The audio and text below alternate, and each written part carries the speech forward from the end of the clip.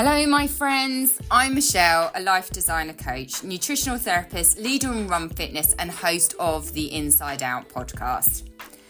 Bringing wisdom and experiences from inspirational people and from within my own life journey, and supporting you around the globe to elevate your health and well-being to achieve the life you want to achieve.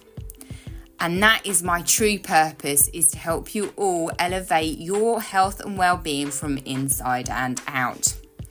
Now, if you've listened to last week's podcast, it was all around my sharing my secrets about marathon training. And we briefly touched on whether or not you should use gels as fueling for during a race. I promised you that gels versus no gels required its own episode, and so for this week that is what my focus will be on. And when I say you fueling your body during a race, I actually mean you're running the event, and you need to ensure that your fuel stores are maintained so that you can carry on performing. Now, predominantly our fuel store being used is carbohydrates. At this point, I'm imagining some of the most female runners might groan at the word carbohydrates. Carbohydrates predominantly has had a bad reputation, puts on weight and, isn't effective. And conversely, in the running world, you've got to do carb loading in order to survive and sustain an event. So let's break it down for you. That is my purpose. That is why I record my podcast, to help people around the world to break down some of these complexities. What is carbohydrate? Quite simply, let's start with that question. When you eat carbohydrates such as rice, potatoes, bread, vegetables, sugar, your body breaks them down into what's known as glucose. And that glucose is what's used to fuel your muscles. And this is your body's principal energy source. And when we say fuel muscles, it means it enables them to work properly, to move, to run. Glucose can be used immediately as fuel, or if it's not ready to be used, it can be sent to the liver and muscles and stored as glycogen. But let's just focus on today's subject, which is running an event. And in this particular instance, when we're running a marathon. So when you are running, you will burn and use the glucose not only during the race, but before and after. So specifically for today, we're talking about the world of gels. And before we enter the world of gels and the research and recommendations, I just want us to pause for a minute and just have some stillness to reflect on this question. There is much research that recommends that gels are a good option for fueling during a race, but does that make you feel that you have to use gels? Have you considered any options? Do you feel armed enough with enough knowledge to know what is best for you? Do you feel that you need support increasing your knowledge in order to make the right decision for you and your body? Now, as you may be aware, I'm an advocate of keeping up to date with research, recommendations, reviewing differences of opinions. So whether or not you are thinking about doing your first marathon, maybe your second or third, or even if you are what I consider a pro and an athlete, I'm hoping that this episode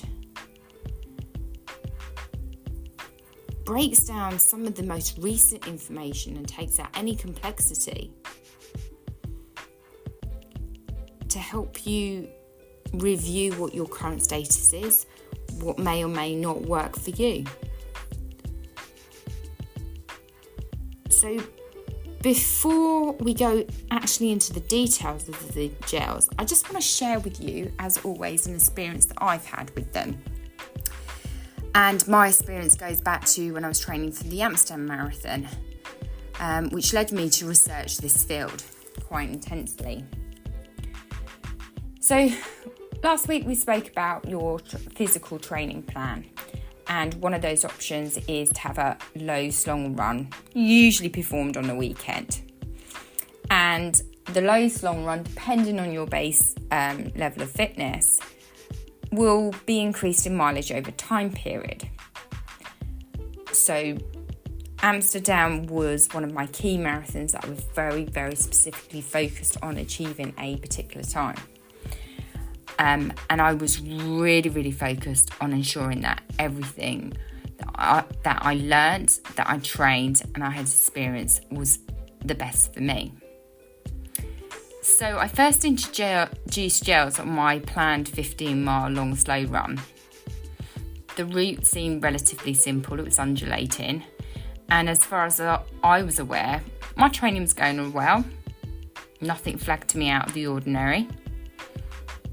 Now, this Amsterdam was my second marathon. My previous marathon, I used a hydration drink and homemade energy balls. But this time, my coach was keen for me to try gels, and my husband swears by them. Some top athletes use them. So why shouldn't I be any different? Why not give it a try? If you don't try things, you'll never know if they work. And that's one thing about Inside Out podcast, is always an advocate of just give it a try, because you never know. So I took my husband's advice and used a non-caffeine vegan brand, knowing that my digestive system struggles as it is. I've spoken before about protein shakes. I've spoken about the fact that I have continually had irritable bowel syndrome and difficulty with my digestive system. So non-caffeine, vegan brand, that was researched and recommended to be quite good on your stomach. Now off I went, taking on board everything I'd been taught and the research, and thought, okay, let's give it a try. But the whole training run resulted in an absolute train wreck for me. So I'd taken the gels, and at the time they sort of worked, but I didn't feel like a real sustainable level of a kick that I knew my body needed in order to continue. So one question I might be saying, well, when did you take it? At the start, middle or end? So for me, and I've briefly touched on this in my last episode, I have a sort of like a training breakfast. Don't feel that I need anything else until I'm within the run. So it's around halfway point of 7.5 miles of the 15. I thought, well, I'd best take a gel. I need to fuel my muscles. And I thought it would be fine, because clearly that's what my husband did. He said he took his at 7.5. But it really flabbergasted me, because the result was less than fine. I lacked real energy, real drive to complete the run. And it completely wiped me out of the day, despite having the after recovery fueling. I was just a bit irritable. My mind was all over the place. I just felt like I generally couldn't function afterwards. So questions started to rise, but what had really gone wrong? Why is it everybody else seems to be getting this right and I don't? Now, you know me, one of my pet hates is just not understanding things. So off I went and started researching the fields of gels and fueling when running. And it was enlightening to find a number of other considerations which required reflection on. So let's just go down, bearing in mind my first experience of using gels, to find out how do gels actually really work. There are numerous amounts of sites, blogs, information. And one recommendation, if you want to do your own research, that I say, is to use runnersneed.com, because it's a very useful site for getting the basic science, but without any real over promotion or opinion on brands. And to me, that's actually one of my values, because there is lots of things out there, and therefore if you're focusing and promoting on one thing, you may be missing out on other opportunities. So energy gels replenishes your depleted carbohydrate stores when you're running. Okay, we've said our body uses two sources of energy, one of them being fats and one of them being carbohydrates. Now let's just clear up, fats are harder to break down. So the body uses carbohydrates. Now, our body can only store a certain amount of carbohydrates, and hence there's this need to refuel when running. You may have filled up with your carbohydrates a few days before, but there's only so amount that you can use on a particular day in a run. So the sugar within the gels is easily absorbed into the bloodstream and then is absorbed by the active muscles and organs. So one thing I did find, it is essential to take gels with water to ensure efficient transmission. One gel contains about 25 grams of carbohydrates, which for the average person will give you roughly 45 minutes more of running. Now, you take the gel, and equally what's really important is to feel the effects of the gel. It can take anything up to 3 to 15 minutes. And so many research studies have recommended by slowly taking the gel whilst running over a period of 4 minutes, you will find an effective benefit. There you have it. It's quite simple. So let's just reflect and focus again on our main goal here. You're running a marathon. You know that your body can only store a certain amount of carbohydrate. You know you need carbohydrates to continue to run and supply your muscles with what it needs. Carbohydrates comes in a form of glucose. And glucose is found within gels. We know that for gels to be effective, you need to take water and slowly. And one gel roughly can fuel you for 45 minutes of running. Quite simple. So what I did was applying some of these principles. I tried a second attempt at gels. But the training run was not much better. So I was drinking water. I'm a big advocate of drinking water. I certainly drink a lot of water throughout any run, whether or not it's just a basic run, a training run, or even a walk. I was focused on taking the gel as specified slowly, with water, and knowing that it took 3 to 15 minutes to take effect. Again, I use interval marker of around halfway through the run. But I didn't get any improvement in the energy levels, both while running and after. So, again, is it just me? Should I give up? You know, I've done another marathon before, which was a trail marathon, and I was drinking a carbohydrate drink and then eating energy balls. And they were at markers of 6, 12 and 18 miles, and that seemed to work for me. So I was a bit perplexed, to say the least. Now, let's be realistic here. The downside of eating real food, so i.e. my energy balls, whilst on a run for a marathon, is being able not to lose pace and ensuring that the energy reached my muscles quickly to support the pace and duration. Hence why I did a hydration drink and real food. Hydration drinks works on the same principle as gels, yet is in a more dilated form. My main goal, though, on my first marathon was just to get around and complete it. My goal on this marathon was to maintain the pace to get a specific time. So, reflecting on the fact that I had one option that had worked before, 2 training runs that hadn't really been successful using gel, I needed to kind of reset and rethink to see what other dynamics I was missing.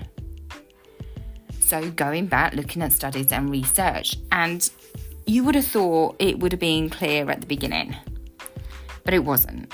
And I had a moment where it just came out at me. Essentially, because I had no experience of gels, I was a bit nervous, a bit cautious about trying them. I was taking the advice and trying to match what my husband was taking and when he was taking his gels at his mileage markers. But everybody's body composition is different.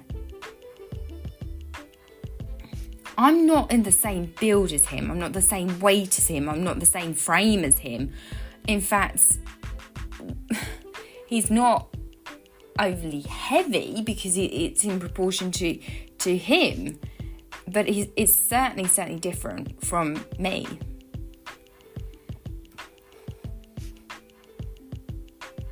So one key thing when you're looking at gels, even if you are an experienced person using gels, body composition is a key factor when training with gels and when you should take them.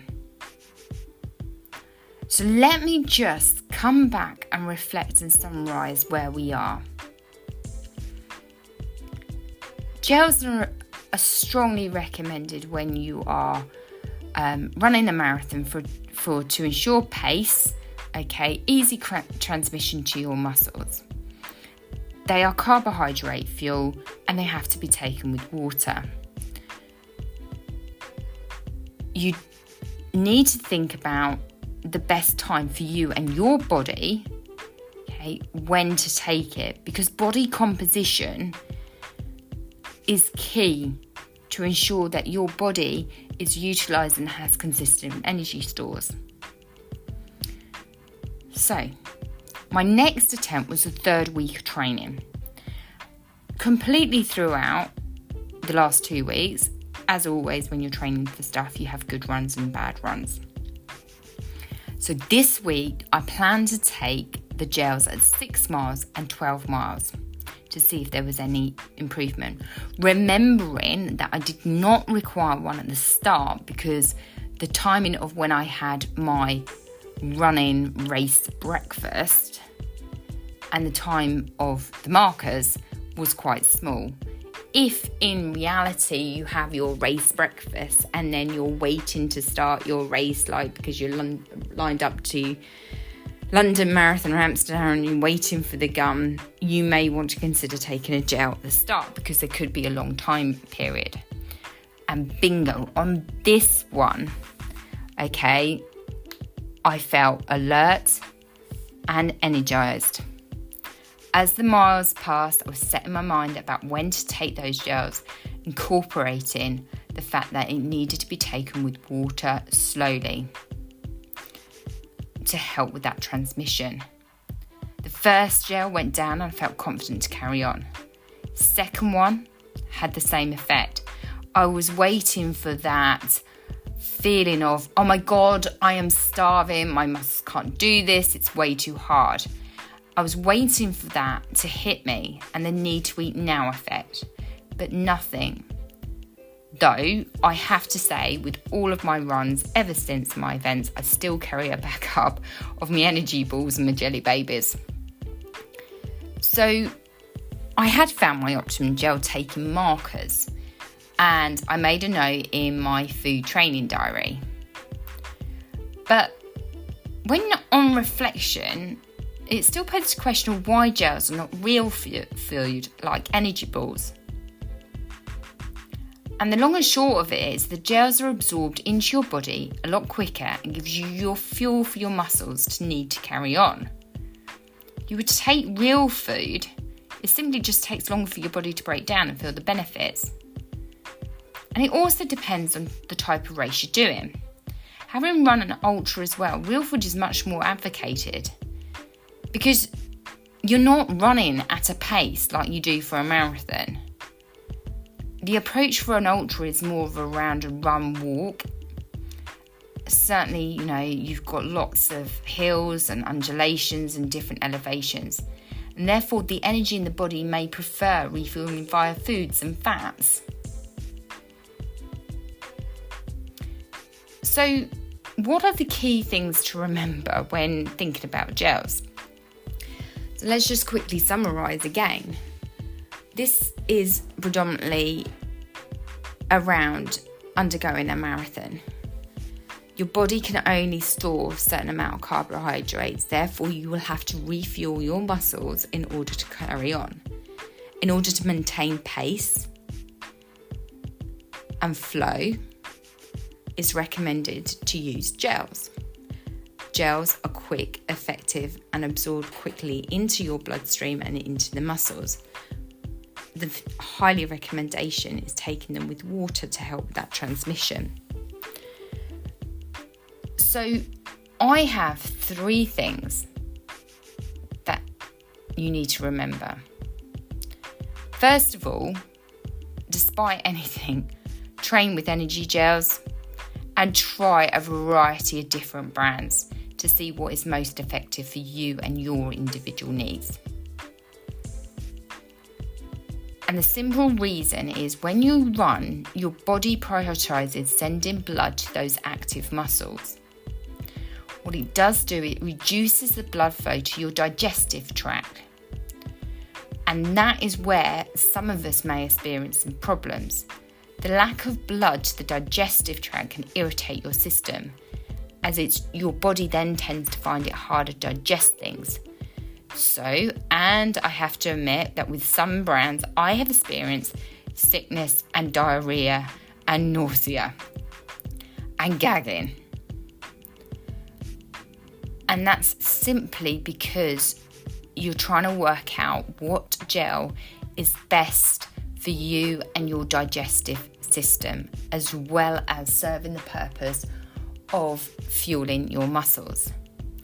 So make sure you train with energy gels. Make sure you slowly build up the amount of gels you used at various markers so that your stomach can adapt.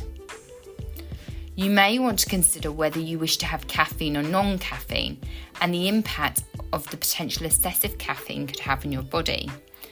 For example, it could actually make your bowels more active.